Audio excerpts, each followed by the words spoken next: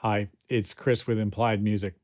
Say, when you're songwriting, there's a few things to keep in mind, not the least of which are the lyrics. And when you're writing a theater song, it's even more important. I thought we'd take a look at an old theater song I wrote for a kids' show, James and the Giant Peach, today. It has some great examples of using whole tone scales to create little excitement in the melody, and also just sort of that whole text to melody rhythm thing, which, is worth thinking about. Take a look at it.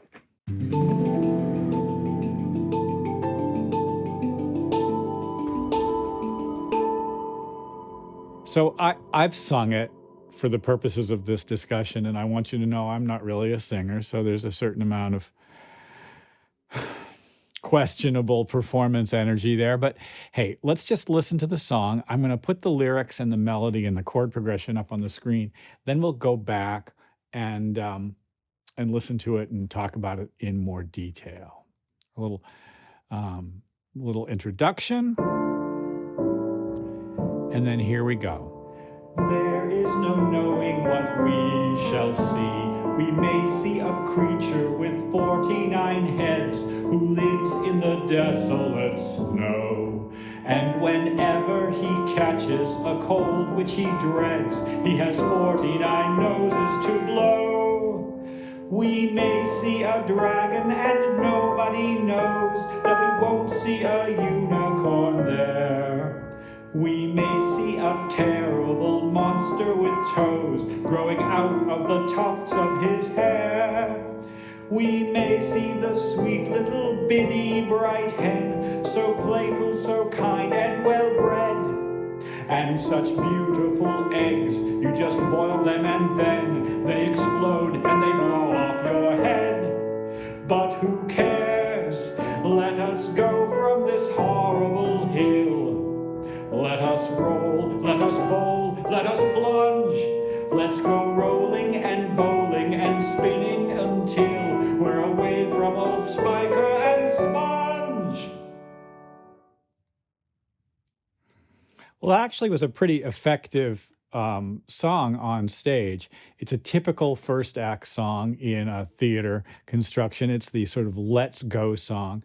It's sung by the Centipede, who James discovers living inside this giant peach. If you know the story of the kids' book, you know that James has to get away from his horrible, I guess it's aunts, Spiker and Sponge, but he's scared to leave. The caterpillar encourages him to go on an adventure. Well, if you're going to go on an adventure, you want to be able to have a sort of a wide variety of worlds. And the very first thing I thought of as I looked at this text, and we'll look at it again, was what's the basic rhythm of the speech? There is no knowing what we shall see. Do you hear 1, 2, 3, 1, 2, 3, 1, 2, 3, down? There is no knowing what we shall see became the basis for me for the song. That's a three, a grouping of three. Strong, weak, weak, strong, weak, weak, right? Now, it's scary, so minor. But you probably noticed that at the end of the song, let's take a look at it on the screen. We're in D minor, so an authentic cadence, 1, 5, 1. And then there's a vocal introduction. There's no knowing what we shall see. Very simply between 1 and 5 here. And then that's our first weird moment, isn't it? Did you notice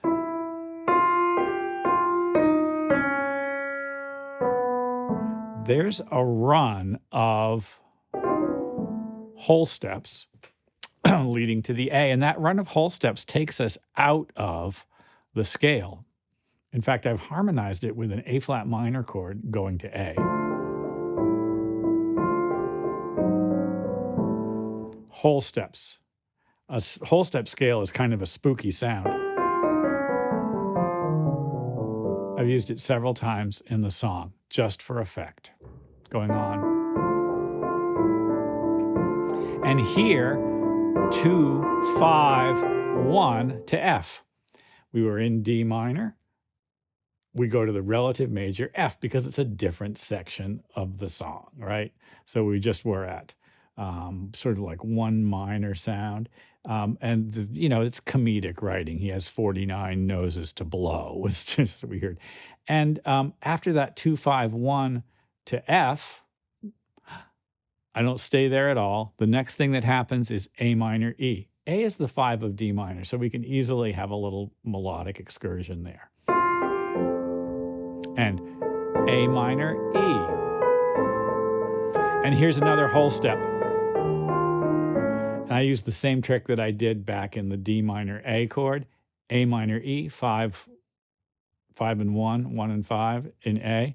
Same whole step trick. Hear it? Well, I love that sound. And of course, A takes us back to D minor.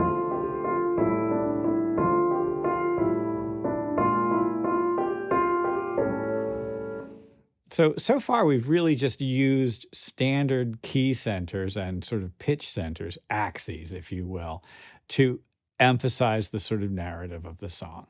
And the next thing is back to the key of F. It sounds kind of bright. We might see a little pleasant hen, except what the hen's going to do is lay eggs that explode. So back to minor. And that kind of dark moment there. It's part of that whole step world again, right?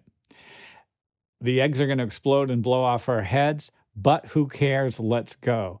So the minor goes to the parallel major. Suddenly we're in D major. But who cares? Let's go.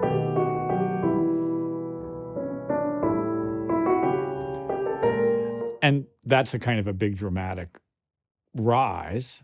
It's not the highest note that we've gotten to yet in the song, but it's kind of an exciting moment, right? Let us roll, let us bowl, let us plunge. Do you recognize that chord? It's a fully diminished chord, B flat diminished 7 in this case.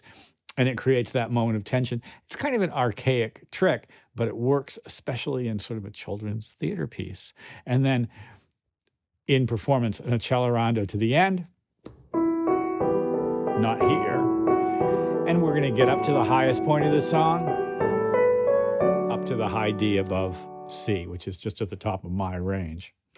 Well, when you keep in mind the singer that you're working with, the message that you have to tell, the rhythm of the words, and clever use of key centers, you can create a narrative in a theater song. Theater songs have room for fun tricks, and the fun trick that I used in this one was that whole step scale. The whole step scale is spooky and weird and a little menacing. And if a caterpillar is saying to you, let's go, I mean, that is a little creepy. Well, over the years, I've written a handful of theater songs, a couple of whole musicals, and I really enjoy working with those text challenges that are presented to me. Telling a story is really fun, and you use the rhythm of the words, the high points in the text, and what you know about melody and harmonic centers to build that excitement, to build that language. It's a different kind of narrative than we use when we're just writing a pop song. It doesn't use repetition quite in the same way. It's a different kind of narrative and flow than an instrumental piece, for sure. It's really fun to try it. Find a text somewhere. You can even take a text from an existing song just to try it out. Pull the lyrics from a song from one of these old American musicals. See what you can do with it. It's a lot of fun. Well, I hope this has been useful. Like and subscribe, and I'll see you guys next time.